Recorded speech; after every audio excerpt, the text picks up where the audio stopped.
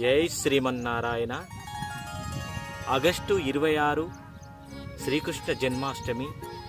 ఈరోజు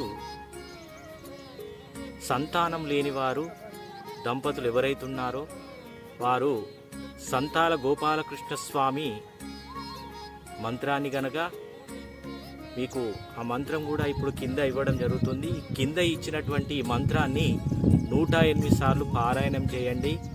మంచిగా ఈరోజు సంతానం లేని దంపతులు మీకు ఇంట్లో చిన్నగా కృష్ణుని విగ్రహం ఉన్నా కానీ లేదా పటం ఉన్నా కానీ దాన్ని మంచిగా అలంకరించుకొని ఆవు నెయ్యితోటి దీపం పెట్టండి.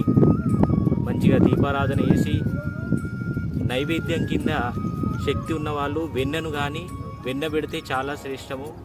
అంత అందుబాటులో లేనివారు కనీసం అటుకులు బెల్లమైన నైవేద్యం పెట్టండి. మీరు ఏ నైవేద్యం పెట్టినా కూడా దానిపైన తులసి దళం అనేది